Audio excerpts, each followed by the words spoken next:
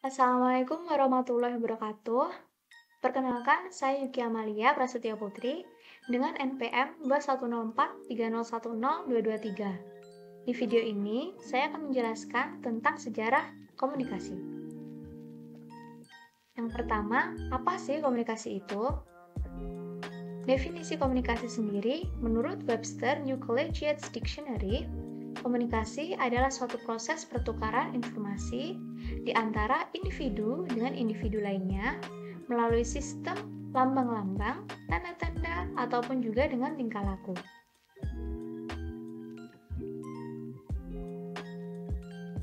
Lanjut ke sejarah komunikasi. Menurut Profesor Alo Liliwari, perkembangan komunikasi manusia pada zaman prasejarah dimulai dengan penggunaan speech yang terjadi sekitar 35.000 tahun sebelum Masehi sebagai human voice, namun belum terdapat data yang akurat mengenai speech apa yang digunakan oleh manusia untuk berkomunikasi pada saat itu. Pada fase selanjutnya, terdapat alat komunikasi manusia yang menggunakan simbol. Penemuan penggunaan simbol tertua yaitu cave paintings berupa lukisan sederhana yang banyak ditemukan dan juga ditempatkan di dinding-dinding goa. Selain dari cave paintings, terdapat juga petroglif, piktogram, dan juga ideogram. Petroglif di sini biasanya dijadikan sebagai simbol yang berkaitan dengan kegiatan manusia sebagai pemburu dan juga simbol pengingat tentang jalur yang telah dilewati. Lalu piktogram merupakan simbol yang mewakili suatu konsep atau objek, aktivitas, tempat, atau peristiwa yang ditampilkan dalam bentuk ilustrasi. Lalu ideogram merupakan simbol yang sangat abstrak dalam bentuk grafika dan mewakili gagasan-gagasan manusia, misalnya simbol-simbol agama pada saat itu. Lalu, retorika. Retorika merupakan konsep komunikasi menggunakan seni persuasi atau seni mempengaruhi. Retorika dikembangkan oleh para sofis pada zaman Yunani kuno hingga zaman Romawi.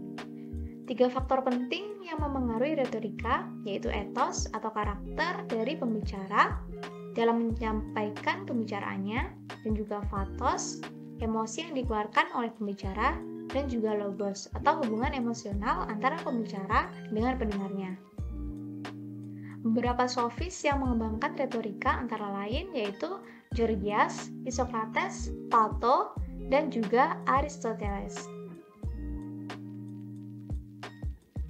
Seorang tokoh bernama Everett M. Rogers membagi 4 era perubahan komunikasi, yaitu yang pertama, era komunikasi tertulis, lalu era komunikasi tercetak, dilanjutkan era telekomunikasi, dan juga era komunikasi interaksi.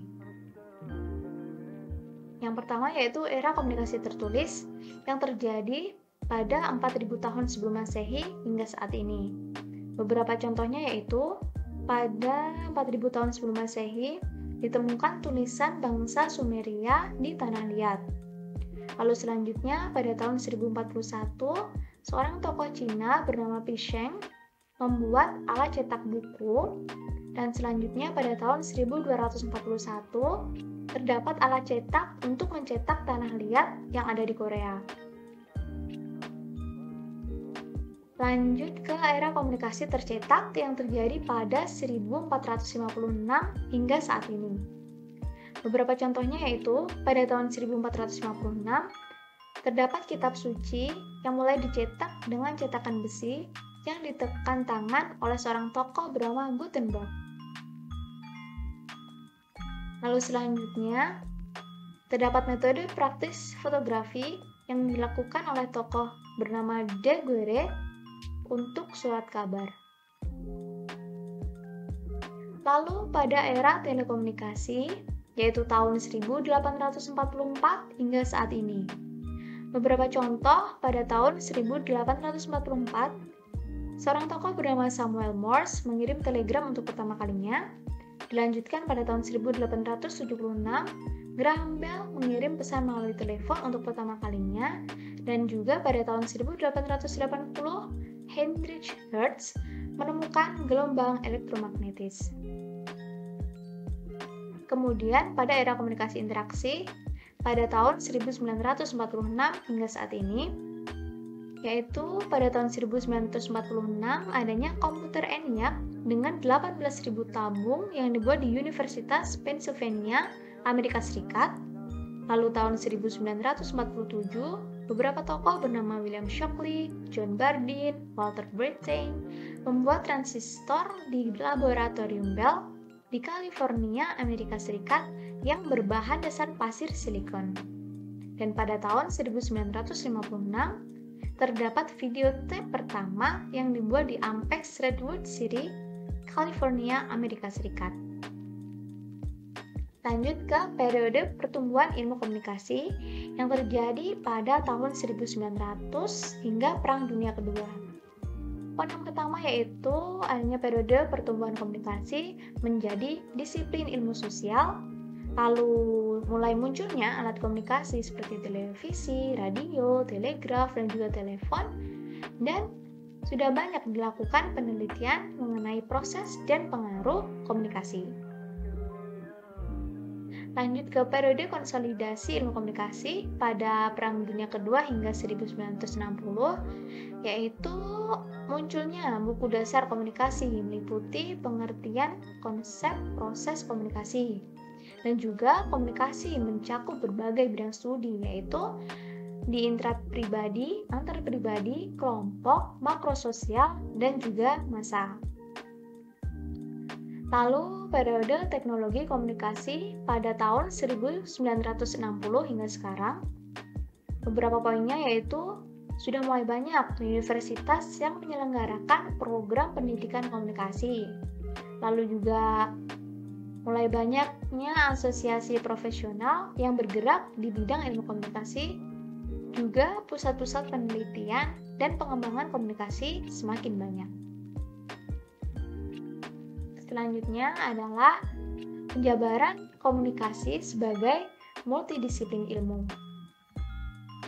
Ilmu komunikasi sendiri adalah cabang ilmu pengetahuan sosial yang bersifat multidisipliner. Karena pendekatan-pendekatan yang digunakan dalam ilmu komunikasi menyangkut berbagai bidang keilmuan disiplin lainnya, seperti pada sosiologi, psikologi, antropologi, linguistik, politik, dan juga ekonomi. Sifat multidisiplin ini tidak dapat dihindari karena objek pengamatan dalam ilmu komunikasi sangat luas dan juga kompleks, menyangkut berbagai aspek sosial, ekonomi, budaya, dan politik dari kehidupan manusia itu sendiri. Baik, lalu sumber dan juga cukup sekian dari saya. Terima kasih atas perhatiannya. Assalamualaikum warahmatullahi wabarakatuh. Thanks for watching.